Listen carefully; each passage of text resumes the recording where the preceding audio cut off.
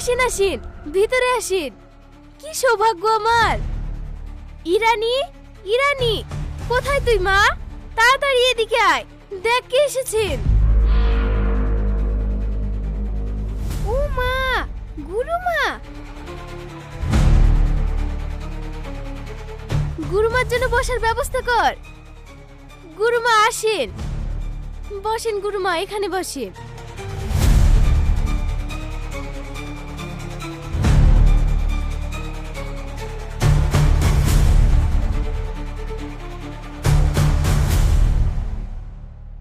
বিপদ, ঘোর বিপদ।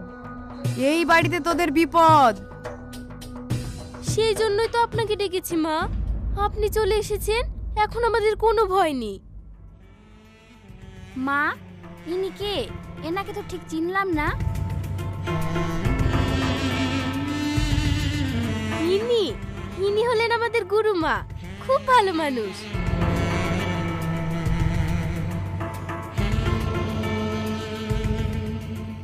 কে এই মেয়েটি? গুরুমা, ওই তো শাবনাম। ওর পেটের বাচ্চাটাই তো আমাদেরকে মারতে হবে। আমি ওর সর্বনাশ দেখতে চাই মা।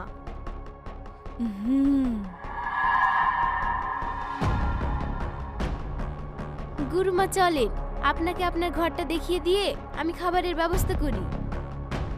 দাঁড়া, অত অস্থির হোস না। আমি নিরামিষ ভোগী। আমি মাছ মাংস ডিম খাই না, তাই অত অস্থির হওয়ার কিছু নেই। একটু দুধ, দই আর সেদ্ধ ভাত দিলেই হবে। আর হ্যাঁ, কাঁসার থালাতে দিস। আমি কাঁসার থালা ছাড়া অন্ন গ্রহণ করি না। দেখিস আবার কোনো ভুল হয় না যেন। ঠিক আছে মা, আপনি যেমন বলছেন আমি সেই মতোই আয়োজন করছি। আপনি ঘরে আসুন।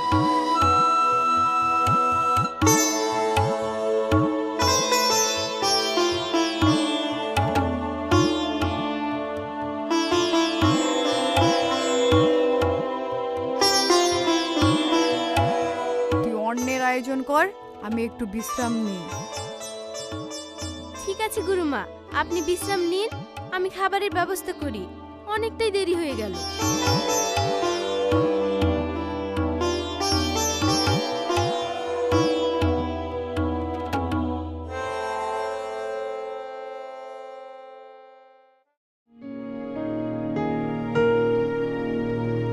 কি গো, ওই মহিলা কে? কেমন যেন অদ্ভুত গতিবিধি। ওটা, উনি তো গুরুমা। অনেকদিন আগে থেকে ওনার সাথে পরিচয়। উনি কিছুদিনের জন্য এখানে বেড়াতে এসেছেন। খুব ভালো মানুষ। অচেনা একটা মানুষ এইভাবে বাড়িতে থাকবে? এসব তুমি কি বলছো? উনি তো আমাদের মঙ্গলের জন্যই এসেছেন। আমাদের ব্যবসার যে ক্ষতি হচ্ছে সেগুলো উনি ঠিক করে দেবেন। এতে তো আমাদেরই মঙ্গল হবে ওনার আশীর্বাদে। ঠিক আছে, তুমি যখন বলছো তাহলে ওনার খেয়াল রেখো, অতিথি আপ্যায়নে যেন কোনো রকম ঘাটতি না থাকে।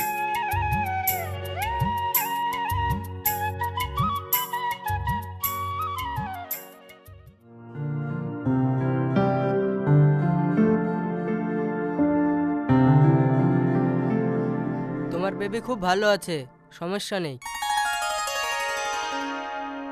কিন্তু হ্যাঁ, তোমাকে এই কটা দিন রেস্টে থাকতে হবে। খুব সাবধান। ঠিক আছে ডাক্তারবাবু।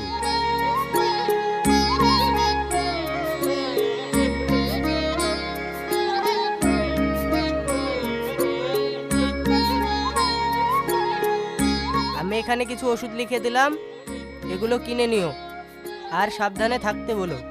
তোমরা এখন এসো।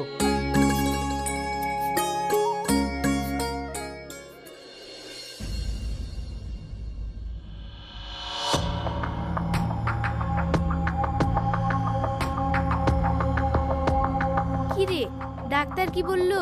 বেবি কেমন আছে? হ্যাঁ মা, ভালো আছে। ওকে রেস্টে থাকতে বললো এই কটা দিন।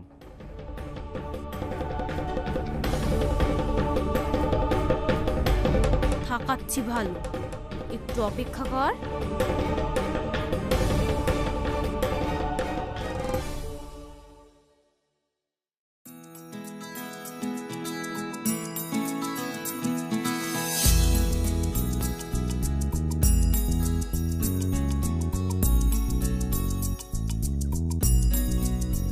আরে আরে, তুমি কোথায় যাচ্ছ? তুমি বসো, আমি জল নিয়ে আসছি। চুপ করে এখানে বসে রেস্ট করো। এখনই বাইরে থেকে আসলে আমি পানি নিয়ে আসছি।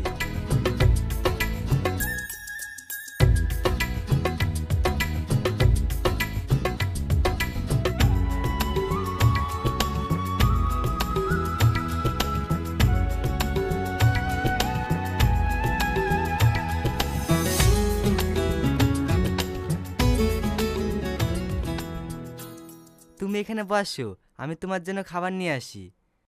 এই শোনো না, তোমাকে একটা কথা বলার আছে। কি কথা বলো? আমাকে না কটা বেবির ফটো এনে দিও, ঘরে লাগিয়ে রাখবো।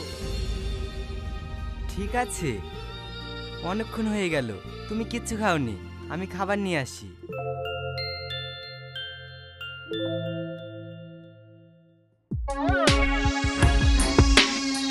গুরুমা, ছাদে চলে, কথা আছে। চল। যেভাবেই হোক ওর বাচ্চাটা আমাদেরকে নষ্ট করতেই হবে, না হলে সবকিছু আমাদের হাতের বাইরে চলে যাবে।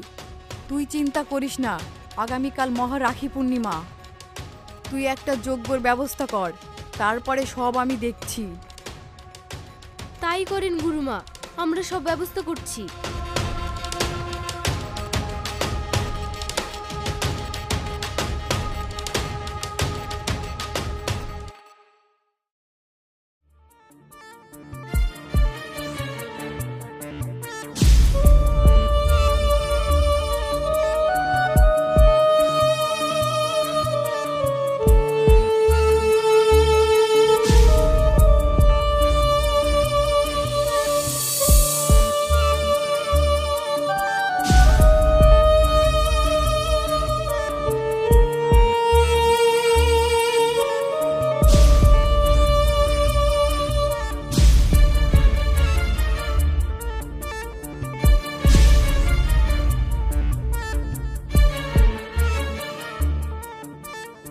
জয় কাল ভৈরবী।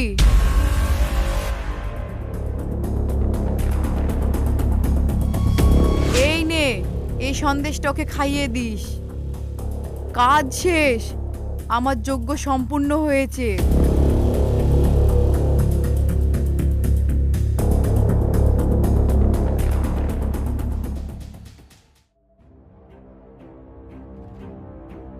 এবার এটা খাওয়াবো কি করে?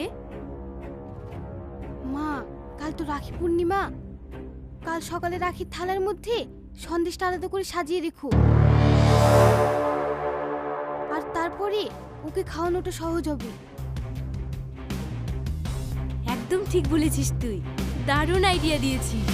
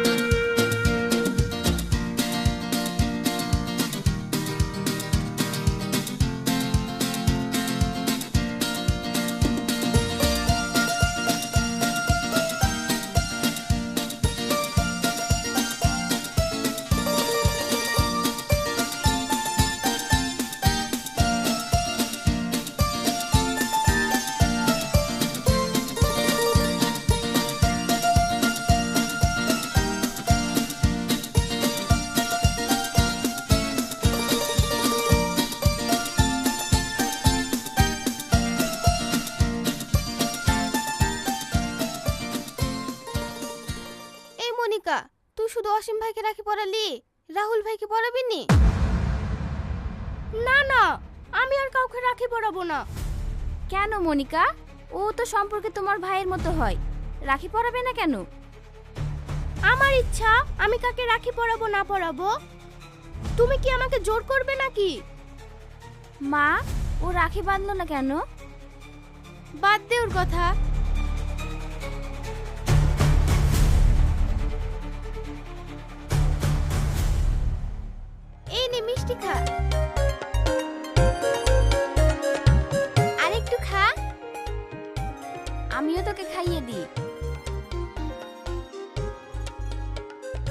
আর একটু খা। মামি, আমি কেন রাহুলকে রাখি পরাবো?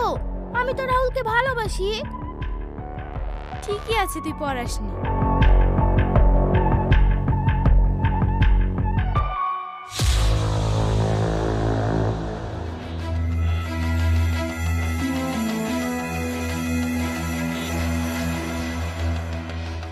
মা, এবার কাজ হয়ে যাবে। গুরুমার মন্ত্র পড়া সন্দেশ ওকে খাইয়ে দিয়েছি। ও পটল তুলবে আর ওর পেটের বাচ্চাও পটল তুলবে।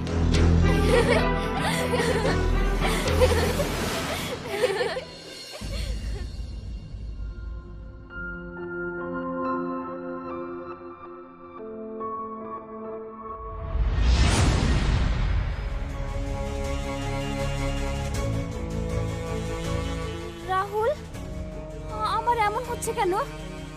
আমি চোখে কিছু দেখতে পাচ্ছি না। আমার মাথা ঘুরছে, আমার শরীরটা খুব খারাপ করছে। কি হলো তোমার? কি হয়েছে শাবনাম? তোমার কিচ্ছু হবে না, তুমি এখানে চুপ করে বসো। আমার মাথা খুব ঘুরছে, আমি আর সহ্য করতে পারছি না। শাবনাম,